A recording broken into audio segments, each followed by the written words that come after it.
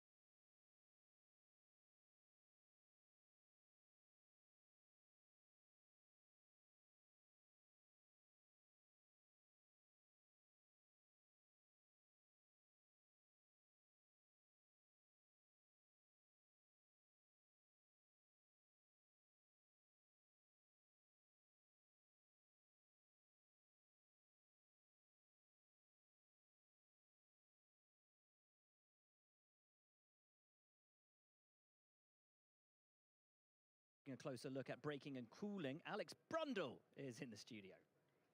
Yeah, guys, margins are going to be incredibly tight, that's for sure. Super tricky track to get the front tyre working at. And there are several reasons for that. The first one is because it's a low energy surface. The second one is because one of the key tricks that the teams use to get those front tyres working is taken away from them here. We saw front brake ducts completely open all the way through practice. Now, normally teams would try to drive a little bit of temperature through the front brake ducts in order to get that front tyre working in the early stages of the lap. But the nature of the track here at the Red Bull Ring is you take this first big braking zone, brake temperature spikes, second big braking zone up towards turn 3, brake temperature spikes again, and then the third big braking zone to 4 leads to the brake temperature rising and rising and rising through this first sector of the lap and then falling again through the second part of the lap. That means that this variability in brake temperature over the lap prevents the teams running their brake ducts more closed, so they're limited on driving that temperature in. We saw that play out a lot through free practice. George Russell, straight out of the pit lane, straight off in the Mercedes with a front lockup. Lando Norris as well, put the soft tyre on. Early stages of his lap in the McLaren, no front tyre temperature, lock up at the front axle. So look for any cars that have to slow heavily in the final part of their warm-up lap, guys. Of course, it's going to be even trickier in the early parts of qualifying, as Davide says, when there are more cars on the racetrack.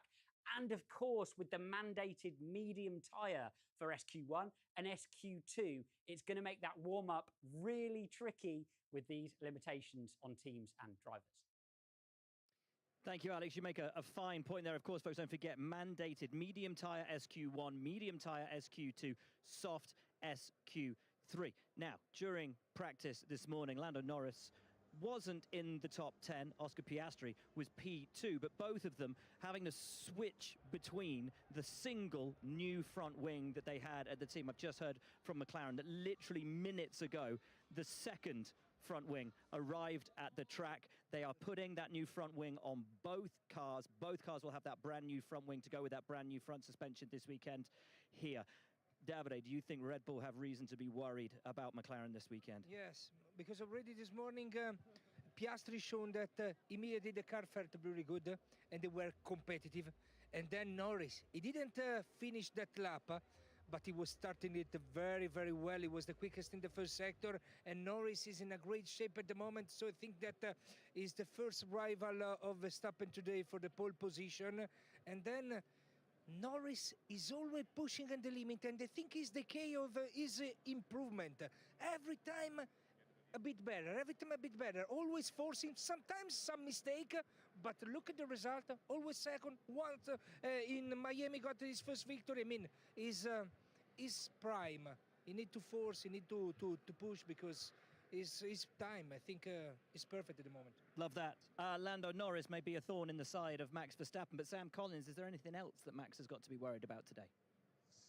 The answer to that question, Will, is definitely yes. Take a look at this. This is the power unit usage statistics for every single driver in Formula One. And you can see Max Verstappen at the top there. Each driver is only allowed 4 complete power units per complete season. And if you look, Max Verstappen, he's used up his allocation of internal combustion engines, turbochargers, MGUHs, MGUKs, energy stores and control electronics, of which you're only allowed 2 per season. He's only just got a few exhausts left, and even there, he's burning through them at quite a rate. He's not the only driver in a bit of a pickle, though. Further down the field, you'll see a few other drivers running up their allocations quite high. And one of the drivers I think it's worth taking a look at is Pierre Gasly in the Alpine. He's in a similar bind to Max Verstappen, where he's running out of power units. As you can see there, he's already taken up his maximum allocation. A few other drivers, Albon and Bottas, they've used up their energy stores and control electronics already. They've taken their penalties for that.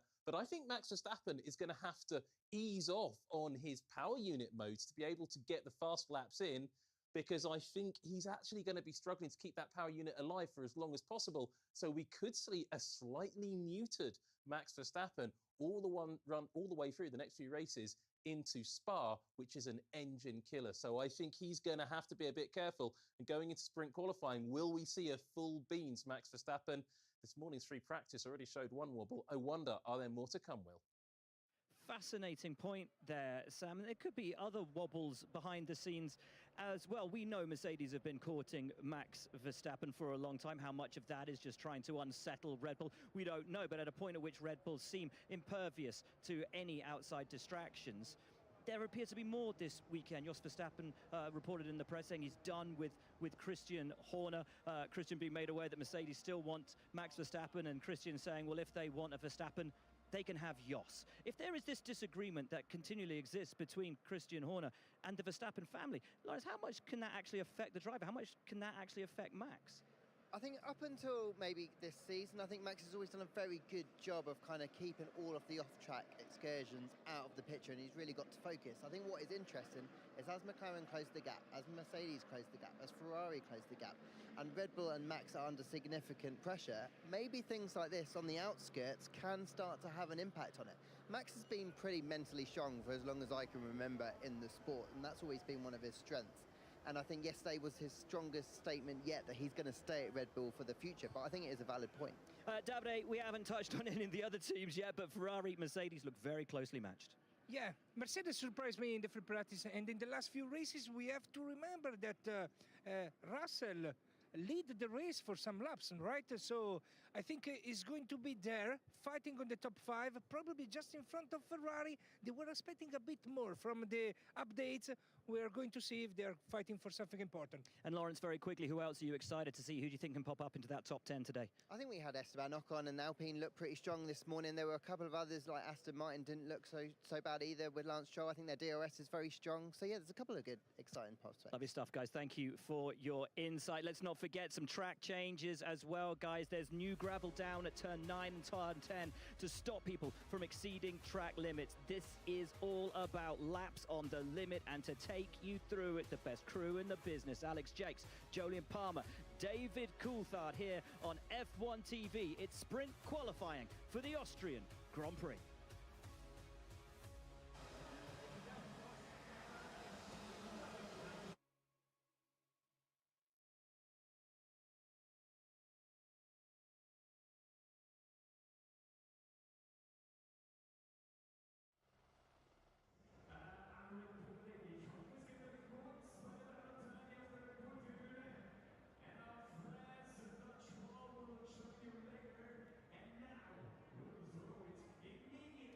We are building up for what is the third sprint qualifying of the year. Anticipation building for what is always an incredibly tense session, condensed down with everyone fighting for track position. Remember, one of the shortest circuits of the year. And this is to set the grid for a point-paying sprint race. Think how close it is at the bottom. It's all on the line. It's now time for F1's national anthem. See you after this.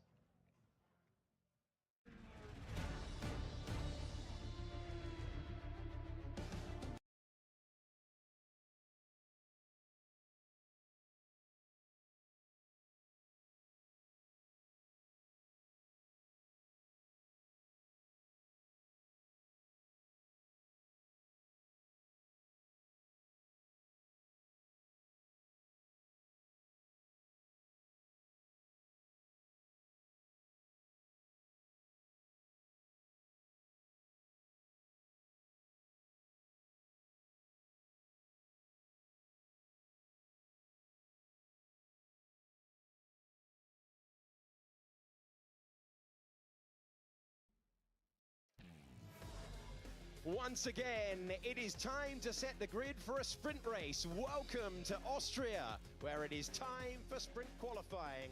Round 11 of the Formula One World Championship in 2024. This is going to be intense. It always is, because we condense the format down.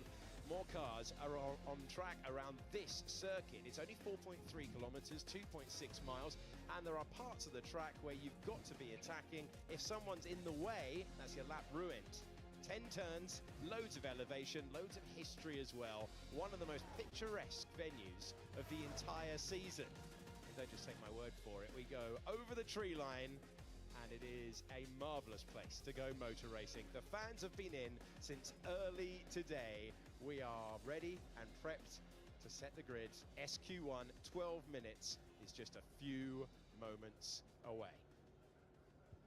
In the commentary box, I'm Alex Jakes, delighted to be joined by the last driver to win here for McLaren, David Coulthard, back in 2001. That record might go by the end of the weekend. And Jolyon Palmer, former Renault Formula One driver as well. Gentlemen, this is always a session where you've got to deliver all the way through. It feels on edge, this format. It does, and especially on a track like this, it's the shortest lap. It's something where if you have issues in prepping your tyres, then you're going to do a bit of head scratching on this place because it's so limited, especially in this first part of qualifying. Potential for 20 cars out there. It could be traffic carnage. But I have it on good authority that this was Julian's favourite track. I don't know what authority that was. I just made it up. I thought you'd go with it. Yeah. The shocked look in his face. Yeah, there. I was thinking, we're going to go bogey tracks here to start. We discussed Spa earlier on, but this one probably is next up, to be honest. It's a good fun little track, isn't it? I enjoy driving it. I don't think the results quite echoed my enjoyment. But no, it is a really nice track. It's going to be a frantic session as well because it's shortened in this one, sprint quali. And so all the cars out there on the medium tyre, 12 minutes on the board. Yeah, it's going to be a lot of fun. Everyone's got to watch out for traffic and getting their own lap in. Yeah, and as you mentioned, being a much shorter quality session, having that practice session this morning, slightly disrupted with that red flag in a very opportune place for Max Verstappen to accidentally roll back towards the pit lane opening and get that car serviced. But it just has a sense that they're not as prepared here as they would be going into a normal quali. So stickers in the cockpit, where do you think the mind is ahead of going out for this quali? Well, they could have a couple of laps at it on the medium tyre. The thing is with this circuit is actually kind of simple in many ways. 7 corners. So the first 3 are right-handers. Medium speed, uphill, big braking zone at the top for turn 3, and then a tricky braking zone down the hill for 4. So it's about getting your braking points right initially, running low fuel, running the engine modes, and getting a calibration in. But then with this sort of format we've seen before, you've got to make sure you're not left in the lurch, needing to do too much right at the end of it as well. And so you've got to be clean. Track limits, thankfully, isn't an issue. It's just about building it up. And then for the last part, if you're still in it, finding a little bit more on that first hit of soft tyres. Green light at the end of the pit lane, greeted by absolutely no one for SQ1. We have 12 minutes for SQ1, we have 10 minutes for SQ2, and 8 minutes for SQ3 when we decide the top 10 for the 3rd sprint race of the year. In China, it was all about mixed conditions, and then when we had Miami, we had Lando Norris eliminated on the first lap of the sprint race there, came back the next day, won his maiden Grand Prix. There's been plenty. This is nice, subtle camera work, isn't it? Christian Horner fielding lots of questions about Jos Verstappen. Those two not seeing eye to eye once again. And Red Bull's team principal having to fend off questions about that in the team principal's presser, DC. Is there a Father's World Championship as well? Have I missed something? Yeah. Well, I believe there's some sort of dispute over the Legends Parade, which is just when you think you've heard it all in Formula One. Are you part of that Legends Parade, DC? I sadly have only been invited to the Leg Ends Parade. Here we go. But I think I might be able to be almost within touching distance of those legends. So that is historic cars run around the circuit. It's a great event, this one. It always sees packed grandstands, and it's a great place for seeing multiple corners as well. Not a lot of action out on track immediately. On the bit of power struggle. Christian Horner, but it's the first time that really things are being those questions in the press properly outed in the media, particularly by Christian Horner, who is public facing. We see him in the press conferences a lot. We see Verstappen as well. And they've been very measured up until now, but it's the first time you're starting to see the tensions. It's not with Max and Christian, driver and boss, it's with driver's dad and boss. Jos doesn't have an active role in the team. He's the father of the champion driver. But it's obviously an uncomfortable situation there. He is such a big part of the team and the whole setup there. In many ways, you're ideally placed to comment on this, having your father raced in Formula 1, you raced in Formula 1. Do you think that changes the access? You know, I'm thinking Carlos Sainz, his father as well, as a multiple rally world champion. Do you think that gives them a different access to have comment than a normal dad, let's say? I I don't think it should. I think it's a tricky one. Obviously, Jos knows the Formula One world more than a driver's dad who didn't race in Formula One. You know, if you spend a decade walking around the paddock, you know people, you can have chats that other people can't have. Lando Norris's father, for example, hasn't grown up in Formula One. So you're going to have an innate difference of feeling walking into the paddock. And so, yeah, you maybe have a different knowledge base of different sources and whatever. But it shouldn't be coming into your relationship with your son's boss or getting... I don't think it should be meddling between the driver and the team boss. I think if it's gone there, it's really gone too far, in my opinion. Well, I'm sure we will keep you updated on any developments with Red Bull's situation. Actually, Alex, I saw your dad outside earlier. I think he had a few words for you about your commentary. He will love that minute of broadcasting, DC. That is excellent stuff. We're looking down there. Cars out on track, probably a good thing when we've got some laps to be set now around this circuit, around the 10 turns. As Jolien said, 7 that really count. 2.6 miles, and it's a 24-lap sprint race, 71-lap Grand Prix. We're setting the grid for the sprint race with this session. Was this one of your favourite tracks, DC? I did like it. I think maybe because there was less corners for me to get wrong. As you say, there's only really 7 meaningful corners, but I think I was someone that did work well on big stops and braking. That if I look at my not too bad teammates, it was sort of medium speed and that I would have a bit more of an issue as we see Hamilton getting into the opening this lap. Oh. Big oversteer moment, and well, I'm going to suggest those rear tyres weren't quite in. On the medium tyres that you have to run in this session, and Lewis Hamilton seeing the lap come undone absolutely immediately. That was properly squirrely from Hamilton. Looked like he was running wide and then caught the big snap. So sideways, very out of control. Here's a driver that's been talking all week about tyre prep in qualifying. He's on the medium tyre in this one, so it's not quite race day qualifying where you'll be doing it all on the soft. But even so, that looked like a tyre prep issue for him, barreling into the first corner and comes in from quite a way out. And it actually looked calmer on board. Yeah. But as he was getting out wide, there's the yellow sausage curve on the exit. He was heading towards that with some throttle on and steering, accelerating, and then a big curve. Don't match too well. Yeah, and you can see just a reflection in this early stage of the qualifying, 3/10 down on his teammate Russell in the sister Mercedes in that first sector. So it just shows you how much that costs, because it's not just in the middle of turn 1, it's all the way climbing up to turn 3. And the elevation change here, as I'm sure you mentioned, Alex, is as much as any other track we go to. Yeah, very, very steep incline on the way to turn number 3. This is turn number 10, and Daniel Ricciardo. Open speculation now about Ricciardo not being on the grid for next year, maybe not even finishing the season, which would be extraordinary if you consider he's an 8-time Grand Prix winner. George Russell goes ahead of Yuki Tsunoda. Valtteri Bottas, who's been on pole position before around this circuit.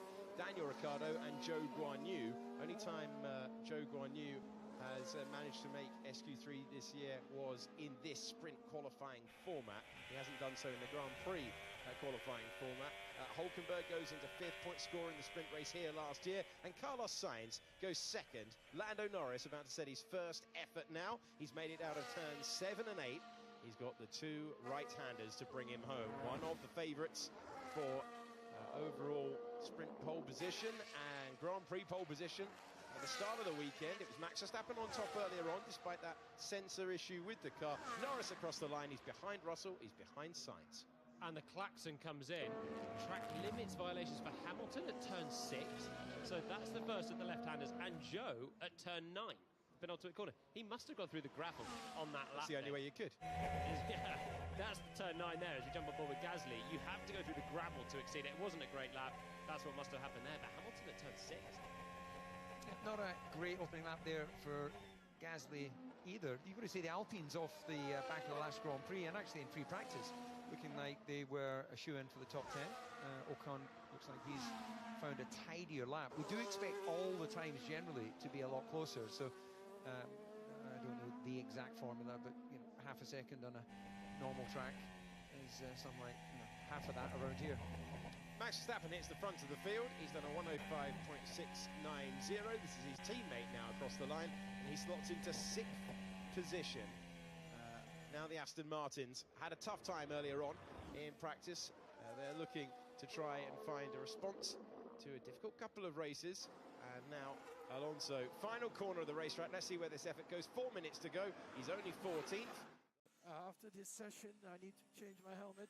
My visor has like a very distorted view with the tear-offs. Driver, over 150 starts in Formula One now. In sharp contrast, goes to 5th position.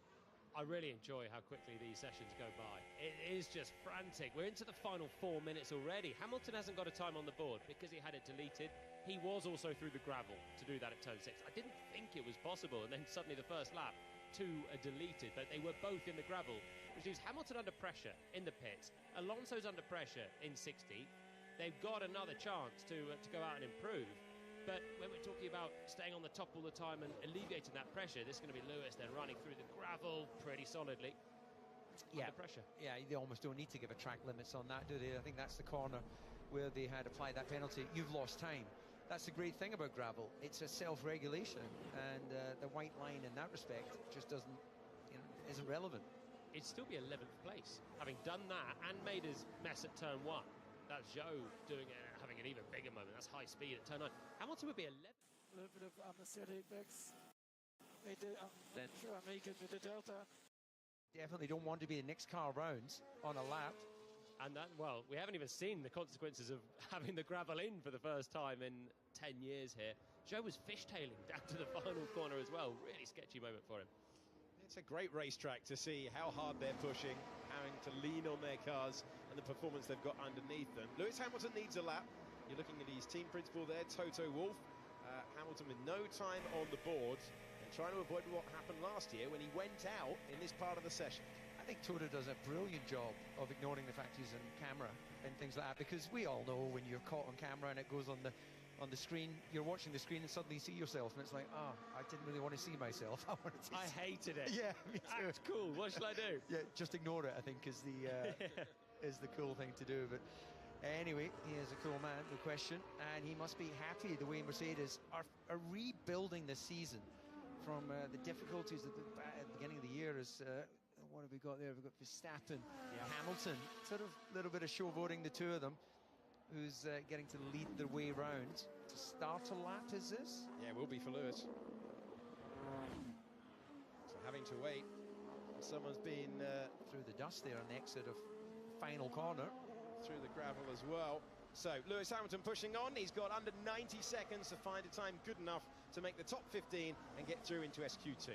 Big lap this. He's got Valtteri Bottas then jumping out of the way at turn 1. So Lewis gave him space in the final corner. I think that was Verstappen that went off, just skirting the gravel, starting a flying lap as well, giving it everything.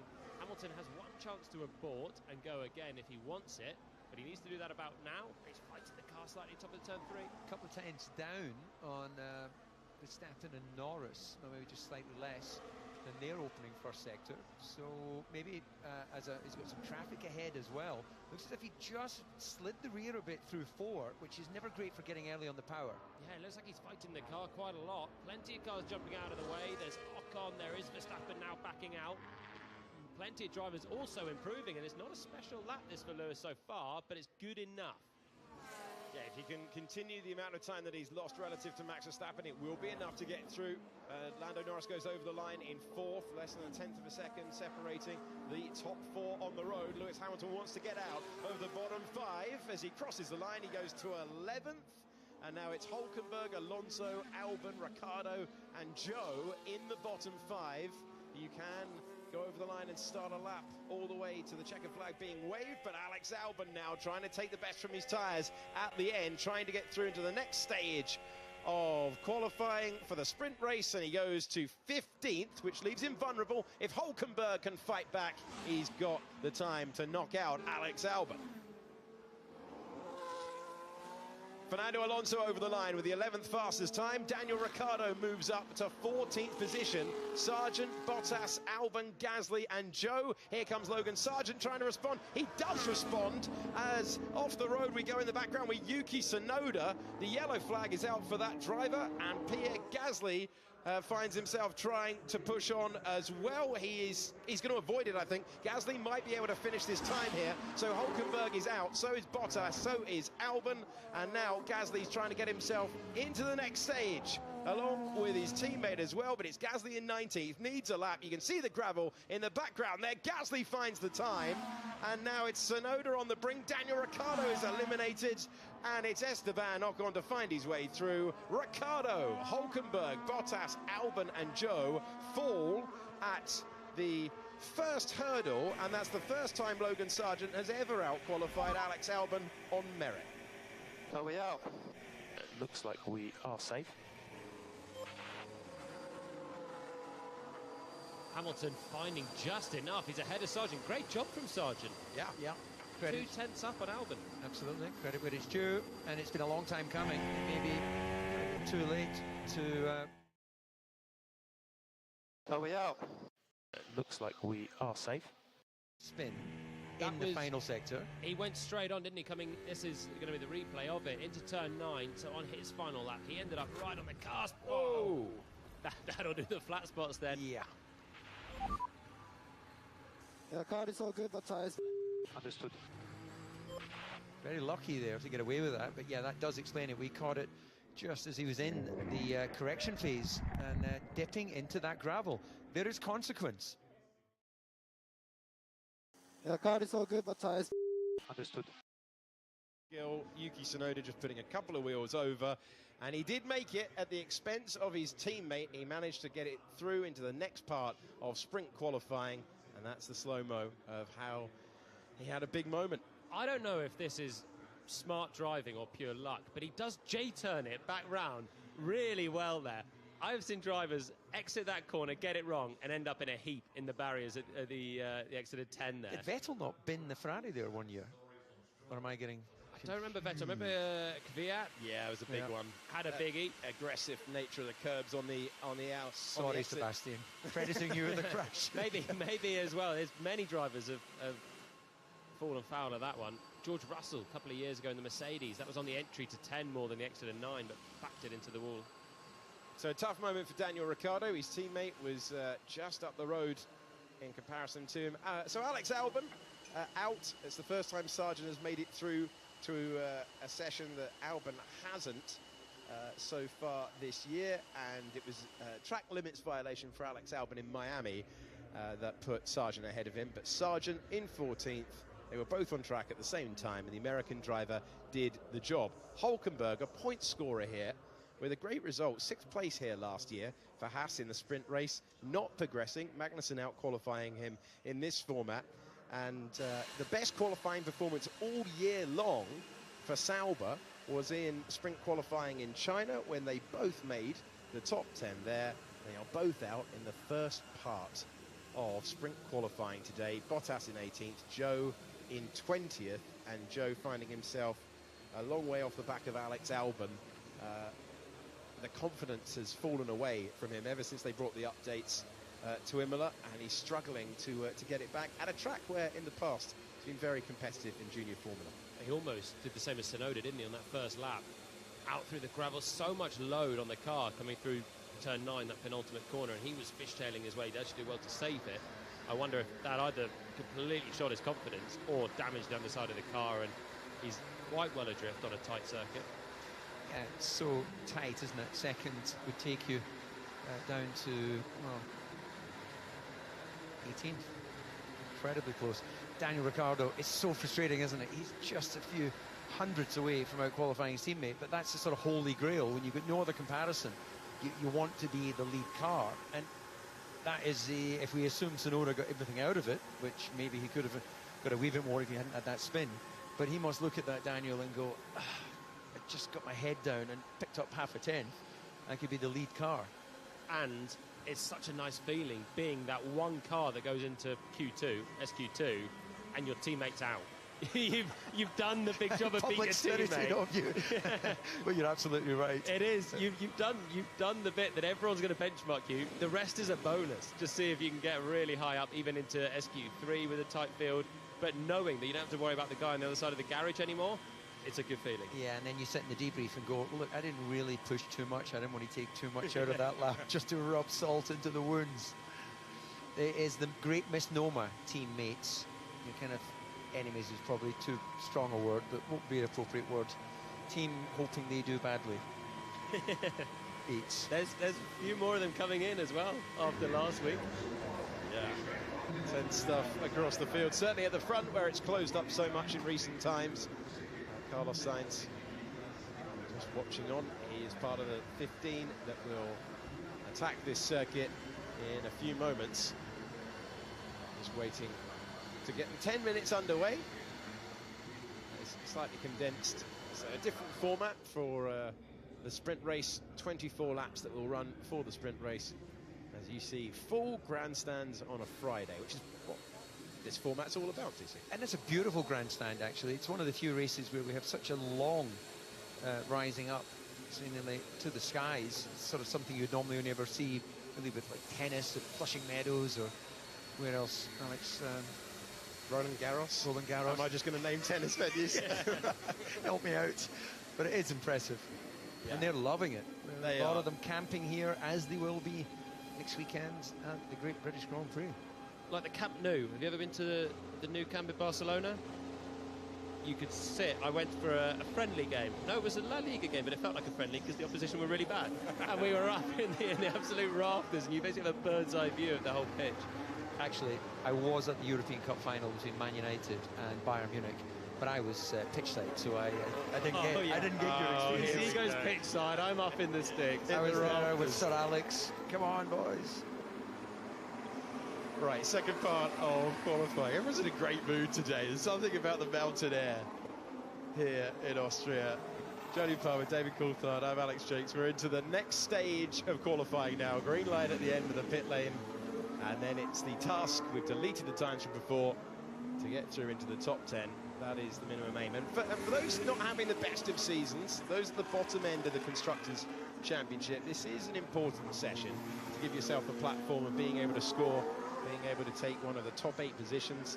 That's the points awarded, and yes, it's fewer points, but when you consider how tight it's going to be come the end of the year, you've got Alpine on 8, you've got Haas on 7, Williams are on 2, Sauber have lost their chance, they've lost both cars already, but it's going to be very, very tight at the bottom end of the Constructors' Championship. So if you can get through into the top 10 shootout, give yourself a chance for the sprint race. Every single point is useful. It was his best on-track performance here last year in the sprint format, thanks to Hulkenberg finishing 6th. At one point, he was overtaking at this part of the racetrack to move up to 2nd on the opening lap when we had mixed conditions, which you do tend to get in this part of the world. It's either very, very warm this time of year or raining sideways. Such is the charm of the place. So, different run plans going on now with the gravel all over the Austrian flag at turn number 10. And attacking the racetrack, the man who has won here 5 times before when it comes to Grand Prix. And Max Verstappen going early. They are still mandated to be on the medium tyre. Obviously got the confidence as well. Get out there, get a clean track. There is always that little distant toe effect if you're marginal on your VMAX in the first part of the lap here, but you then could be compromised slightly towards the end of the lap, which is really where it gets, it's very challenging for a short lap. That's 6 and 7 especially. I always found, you know, you're leaning on the car at high speed from such an early point, and it's a long corner, isn't it? I found it's very easy to miss the turning point, I think, for turn 7. Is this one coming up here? You've got to get the turn in and the attitude of the car right towards the apex. Max right out towards the gravel on the exit. It had more steering angle than I imagined you would need for that. Yeah, it was really loading it up coming through there, and we're coming through the final couple of corners as well. It is a long corner, that one to the left, squeezing on the throttle for so much of it as well. Comes through. That's a very quick lap as well from Verstappen on the mediums.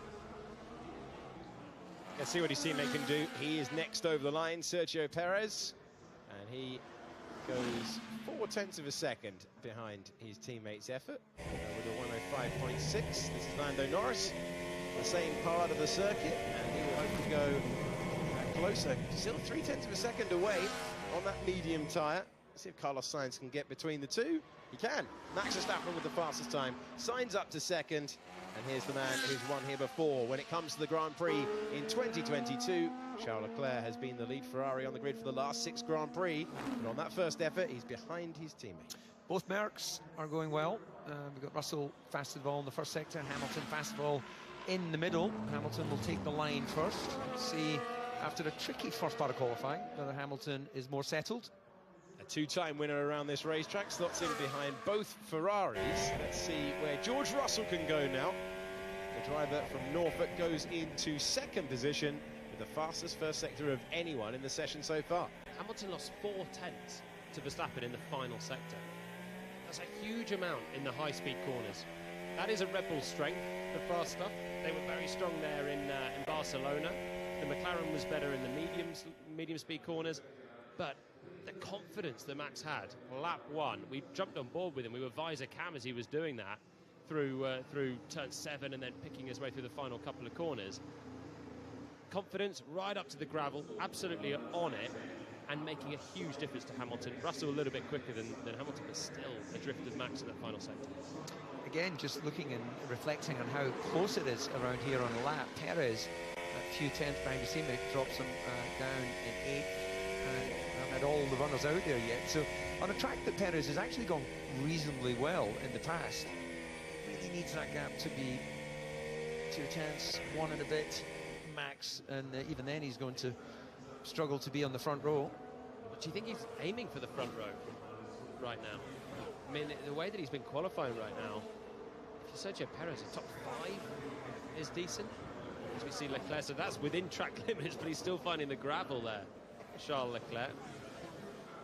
I think Perez, if Perez gets through comfortably into this final part, just build a bit of confidence, get in amongst the race, it's baby steps at this stage, I think. It's the psychology of the driver. The machinery will be the same, assuming they've got the same level of upgrades. Power of the mind, when you're just letting it flow, I assume it'd be the same for yourself, but when I felt I was doing a very good job, I was consciously thinking what I was doing, of course, but everything that I thought I wanted to do just seemed to follow. It just happened. It was as if you were joining the dots. And when it's not working for you, you're going, hold on a minute, why can I not get there? Why can I not get the car to talk to me? You start second-guessing yourself, don't you? When you're on the back foot, you're trying to make up time, you can't understand why it's not coming to you. So you start doing unnatural things, and you get erratic responses, I think, to it. I think that's where Perez has been for the last couple of races. Not only the driving, but sometimes the setup as well. It's this sort of racing driver equivalent. Do they call it the yips in golf, where the putting? Yeah, that's right. Yeah. Do you get that in commentary sense? Do you ever get a sort of... No one sitting next to you, DC. Never. So time for the rest of the order to head out. He's going to get it out. Get it out. Yeah. What are you trying to say? Now you said yips. Oh no, I've been struck by them. We've got Stroll, Ocon, Tsunoda, Magnussen, Alonso and Sargent in the sole remaining. Williams heading out onto the circuit. Outlaps for Stroll, Ocon, Gasly and Tsunoda. This is the view on the top of the hill. One of the best views anywhere on the Formula One calendar, of the entire track stretching below you.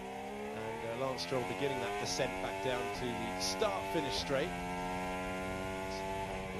3 minutes to go then. He's going to go for a push lap on these medium tyres that they're all on as per the regulations. Well, if signing a contract does enter your confidence, I expect this to be a reasonable weekend for Stroll. Extended his contract with Aston Martin, and they really need a bit of a result, don't they? They need a boost. They've been a little bit wanting the last few Grand Prix. Do you think that's put his mind to rest now? He's got the new contract under his belt. Finally, he can relax. Yeah, the impact for Lance, slightly less than everyone else when they secure a new contract. If you're one of our newer fans, Lawrence Stroll is the owner of the team. Lance Stroll is the driver of the team, and a 2-year deal announced, along with Gasly committing his future to Alpine. That was the driver market news at the start of the weekend. Aston Martin do need something, though, from this weekend generally, and it starts now. Alonso and Stroll out late. Stroll on a flyer. Alonso still on his outlap, so Lance is going to be the first one to come through and will jump into the top 10, but only 8 have done a lap right now. And they've just fallen away through this season and last season, and It feels like we're on a bit of a negative spiral right now. It could do with something, and this is a good lap so far from Stroll. Yep, good commitment, and that traffic that was Magnussen and has very fair between 6 and 7. You need your through the high speed. Yeah, absolute commitment here. This is actually the body language of the car. It was all looking so beautiful, and then that will have cost him a little bit of time. Well, he gets one on the board that's the slowest of anyone to register a lap time at this stage, and now we go on board with the Alpine, this visor cam that we bring you. And, Esteban Ocon, a couple of corners from home. This is what turn 10 looks like on board. And then stand on the throttle, across the line. Where can you go? You can go ahead of Stroll. But you'd expect that given Stroll's moment at that corner. Tsunoda is the next one over the line. Gasly's going better from 13th without a time on the board. Alonso's going nicely as well. Magnussen has the fastest first sector of anyone in that short first sector, the only Haas remaining. And Sargent's in the mix as well. It's a short lap, and they're all gunning it on this final one. So Gasly over the line, behind his teammate, but ahead of Stroll and Tsunoda. Alonso, at a track where he's never really enjoyed this configuration, is behind. Had a big slide in the last corner. Yeah, that looked likely. Must have had an error himself on that lap. Magnussen with the fastest first sector of anyone so far. Sargent is 14th. We have one driver yet to put a time on the board. Kevin Magnussen finishes high as 5th here in the Grand Prix in the past, and he gets to the brink of the top 10, but he's half a tenth down. It tops himself in front of the Aston Martins. Well, not going to be time to go again. Logan Sargent's had his time deleted for track limits on the exit of turn 6. I think Sargent was on actually a fairly reasonable lap there, and he's made a mistake to have that deleted, and then he's lost a heap of time in the end for good measure. He's 6 tenths off the back, but he was okay through 2 sectors. Looks sensible. Great job from Alpine. Again, both cars into the top 10. They're becoming consistent top 10 runners. Yeah, it was a good effort from Magnussen. He got close, and everyone making their way back. It includes Stroll, it includes Alonso. Magnussen got close, but not close enough, and then Yuki Tsunoda and Logan Sargent are the 5 to fall away. Our top 10 shootout, the big contenders, and once again we find Alpine, who started the year slowest of the lot, and they have worked hard to get that car lighter and lighter and lighter. And 2 very different racetracks now, in Barcelona last week and Austria this. They have found their way into the top 10. That is Lance Stroll at the moment. They cost him a top 10. We had a big slide in the last corner. Yeah, that looked likely. Yeah. Yeah, he'd already lost the back end as he was going through the apex, and did well, actually, to deliver the time he did, all things considered. And we never got to see Alonso's lap to understand why he is marginally slower than Lance. But I think it's fair to say that, on average, Alonso has been the more consistent qualifier there. But Lance of late has been...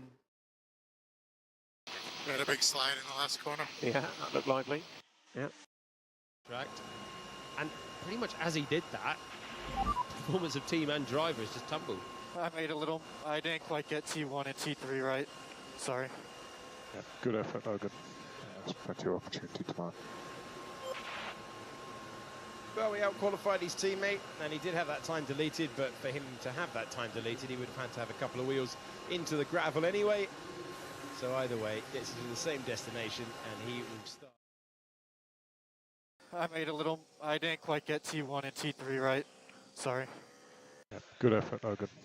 There's plenty of opportunity tomorrow.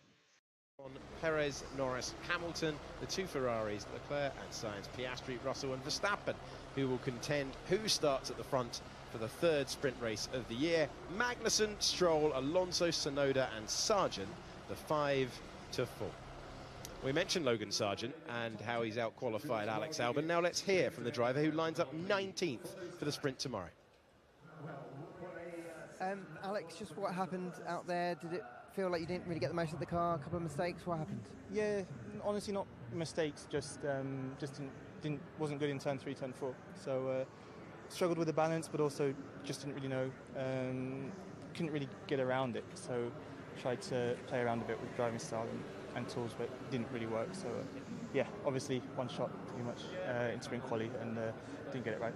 Were you chasing it through practice as well and just couldn't really find something you were comfortable with? Yeah, I regret not being a bit more extreme with my changes between practice and quali, but that's on me. At least the weekend ahead, you can make changes between between sprint and quali, so you feel like there's more to come if you get things right. I think we'll make some changes for sure. Try and get a bit more out of it tomorrow. Great stuff, thank you. Thank you. Lawrence Barretto asking the questions to Alex Albon, who will be on the back row as it stands, as he was for the Grand Prix last week in Barcelona. So we're going to put 8 minutes on the board in a few seconds' time and send everyone out to this side of the order. Once again, we have Mercedes in this top 10, and once again George Russell, a contender at the front in that last session. He'll hope to replicate that around this circuit. The driver who has led the first lap of the last 2 Grand Prix. Superb start from fourth on the grid to lead in Spain, and he led the first 20 laps in Montreal. This is Carlos Sainz, who will be hoping to be closer to Verstappen. Everyone expected it to be slightly closer. We'll see once they bolt on the soft tyres, which they have to, again, as per the regulations, mediums, and then softs for the top 10. And this is the comparison in the high-speed corners. Piastri faster than Norris. Piastri is a Formula 3 winner around this circuit in the past. Lando Norris came in as one of the favourites for this weekend, whether it be the sprint race, whether it be sprint qualifying, Grand Prix qualifying, or the whole race itself on Sunday, but he was behind his teammate for that. We will reset the board one more time and decide who starts the 3rd sprint of the year from the front, with Max Verstappen still the driver to beat. Yeah, with a nice crowd shot there as they caught themselves on camera, as we were talking earlier. I often wonder, we don't react like that when we see ourselves in the mirror in the morning, do we? You don't go, oh my, that's me! Start waving at yourself. It is the most bizarre thing, but it's wonderful. And it's attached to Formula 1 as the Red Bull mechanics there are just getting that car prepped. The atmosphere wouldn't quite be the same if everyone went for the Toto Wolff, ignore yourselves. Yeah, that's true. A very sedate crowd. Yeah, we'll get the request in. Give us a wave, Toto, next time you're on screen. That would be funny, actually. That'd be brilliant. Someone will be listening. We'll see the next time we cut away to him. If we've got a Mercedes on the front row, at least, we will be cutting away to him. He's been on the radio. He's been instrumental. He's telling George to focus in Montreal directly on the radio earlier this year. So he's still intervening, even in the big seat as the team boss. Yeah, they just feel as if a little bit of momentum is bringing them back towards being in the hunt. Although, as we were just talking off air in that break there, I was expecting this, and it may well come alive in this final part of qualifying, but I was expecting this to be a tighter battle for who's at the top of the times. It seems to have gone very smoothly for Max Verstappen. He's been out early in the previous 2 sessions. He's run with clean air ahead of him, kept away from traffic. But is anyone really able to challenge him for pole position? It seems so hooked up. Medium tyres until now. The softs will go on for this final 8 minutes. And it should be a more simple part of qualifying. Well, there's the thing. Again, if we explain to our audience, you put those soft tyres on, it's not just a colour of a sidewall. The actual compound, the interaction with the tarmac, the sensation you get through the steering, through the seat of your pants, which is a large part of how you drive these cars, isn't it? You sense the grip and then mentally set yourself to, I'm going to come off the brakes a bit earlier, I'm going to carry a few kilometres or 1 kilometre an hour more through the apex, which sounds nothing. But it just all builds, doesn't it, to giving you a few tenths at the end of the lap. It's a very nice feeling, put on a set of softer tyres, whatever they are, and you just feel, particularly the rear axle, you can brake slightly later, but the traction comes much better as well. You can crank on a tiny bit of front wing to take advantage of it, and of course now we're in the final part, where Max has been so strong for the first 2 sessions here, has been the high speed. It's where Red Bull are good generally, but McLaren haven't had to wring the neck of the car in the high speed because they don't want to end up like Tsunoda spinning out in the gravel. There is now a genuine punishment there for going wide rather than just the track limits. So is there something more that a Mercedes, a McLaren, possibly a Ferrari can take a bit more of a risk in this final part on the softs? They know that this is where it counts. Yeah, just touching again on those track limits, isn't it such a breath of fresh air that we've only seen, what, a couple of references to it, turn 6, which in actual fact we've established the driver is definitely losing time going beyond the white line there, putting a wheel in the gravel. I remember speaking to the drivers last year and saying, well, hang on, why can't you just keep it within the white lines? You know you're getting penalised for it now. Over 1,200 cases had to be looked at last year. Why don't you just give a little bit of margin and keep it within the white lines? And they'll say, well, it's high-speed corners, it's blind exits at turn 9, you sit so low in the car. It's funny how that then becomes gravel, and it's much easier to keep it within the track limit. Did you not look at them with a look of, you know, I used to do this as well? I know exactly what it feels like to be in a low-slung, poor visibility, high-speed Grand Prix car. Is page 36 of the excuses, though, isn't it? The camber of the corner, the feeling of the tarmac, everything else. We do have a green light at the end of the pit lane. We have no cars out on track at the moment. Everyone waiting to just try and get it done with the one lap out there. And so it will be entertainment for those lining this circuit, but they're going to have to wait for it. This circuit that runs to 2.6 miles, 4.3 kilometers, deciding our top 10. If you're finishing off a hard week at work, if you're including a busy week of school, no matter what age you are, no matter where you're watching, great to have your company for this one. I promise it will be worth it, because you're now daring the drivers to go near the gravel in that final part of the circuit, on the exit of turn 6, on the exit of turn 9, and we've already seen drama at turn number 10 earlier on. Esteban Ocon and Alpine appear to have turned a page. The very least that they would expect is a full factory effort. That is to build your own chassis and your own engine as well, power unit, as we call it in this day and age. Well, you'd expect to be in the top 10 in Formula 1, but we'll see which way they finish this way around. It's been evenly split in sprint qualifying so far this year, 1-1 between Gasly and Ocon. In Grand Prix qualifying in recent times, Gasly has been the quicker driver. I think it's impressive how well they've turned it around, both in the top 10 in Canada, both, well, Gasly was 10th, I think Ocon was 11th when they collided in Monaco, top 10 and decently in Spain, and now sprint quali the next working day later, and they're here again. This is a team that lost their technical director on the first race. We're off the back of the field just 9 races ago, and we're slightly the laughing stock of the paddock. They look back to being solid midfielders, at least, with 2 race-winning drivers, one of which is staying, the other one is departing, and they're back in with a chance here.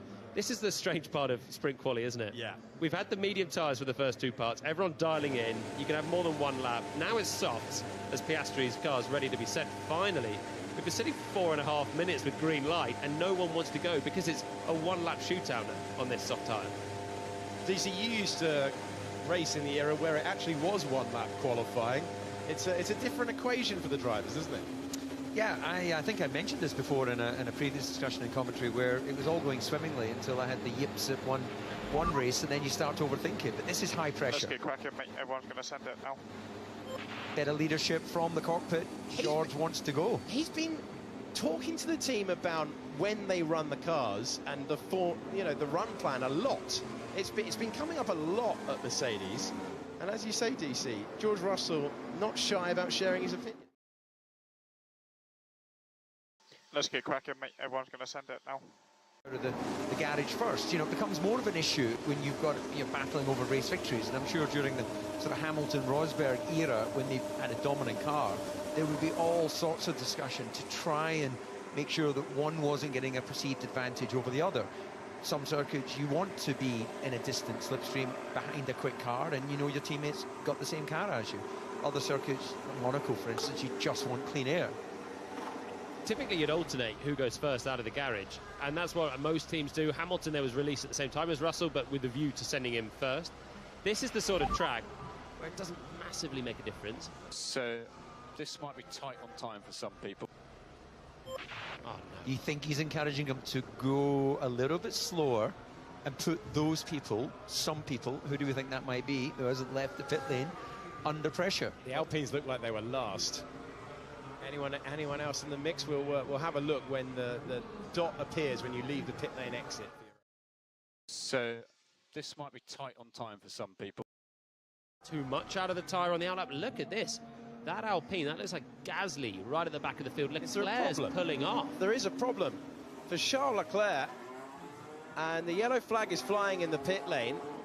They're coasting out of the pit lane, and the winner of the Monaco Grand Prix has come to a halt. As everyone else is out there, has he found a reset? Looks like he has, but he's going to be getting tight now. He's not making it. There's 1 minute 12 left. A flying lap. The fastest lap of the weekend so far is a 105.1. These guys at the back have sat around for 6 minutes and they're not even going to get a lap in. Perez, Gasly, Leclerc. Yeah, that is too late. Perez and Gasly are also going to be right up against it. Meanwhile, we're not looking at the outlaps, we're looking at the push laps. Lewis Hamilton, a two-time winner around this circuit. They went out early. You heard George Russell say it's time to get on with this. You can see why some drivers are not going to get a chance. And Hamilton's not going to be too far away from making his way past those pushing on an outlap. Yeah, sorry, Alex. I just saw he was drifting into turn 3, as it's called, on this lap, and that's cost him some time. Yeah, he did a really good first sector. Best of the weekend so far. Just beaten now by Piastri by 200, but rolled off the brakes there up the hill into the apex of turn 3 and just slithered wide. And that'll cost Hamilton, I'd have thought, quite a lot of time on the run down. Right, Hamilton will be the first driver to cut the beam. Charles Leclerc is round turn number 9. Leclerc's going to be in trouble. Everyone else did get over the line. Wait to see the checkered flag logo next to Charles Leclerc's name. It means he hasn't got there if he comes across the line.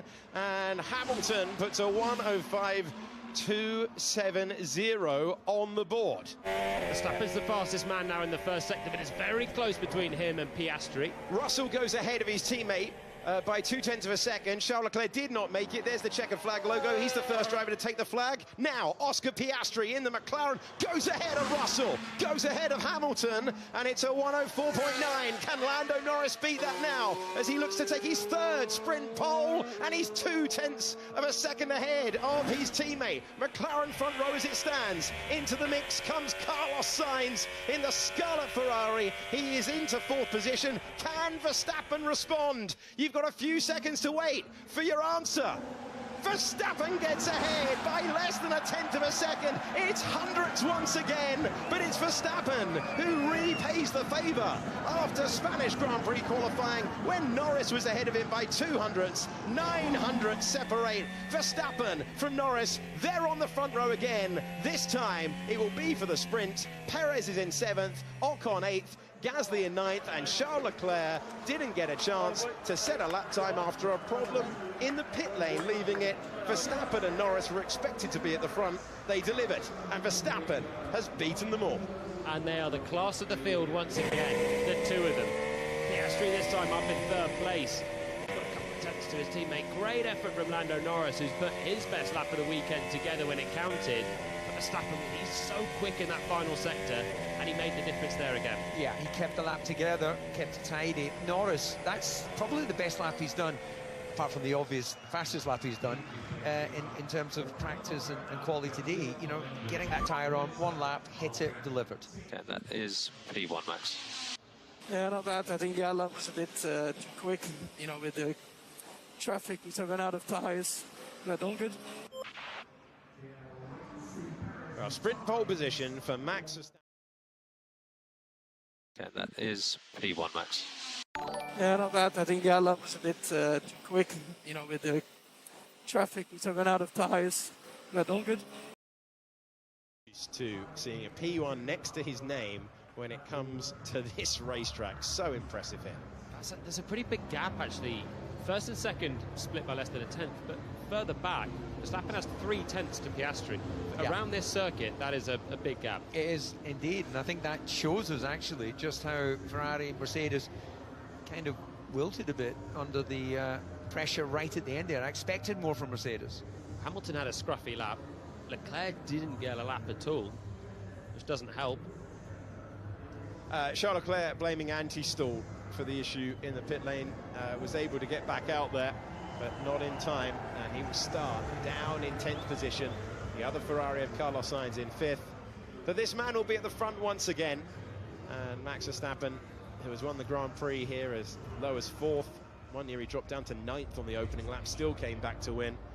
But it's the front of the field for him. It's pole position, and the Orange Army, they are cheering once more for their favourite. He's got so many races in Europe where he brings an unbelievable number of supporters. Belgium, obviously his home race in Zandvoort, but this is the place that you feel really began the Orange Party, and they'll be singing once again.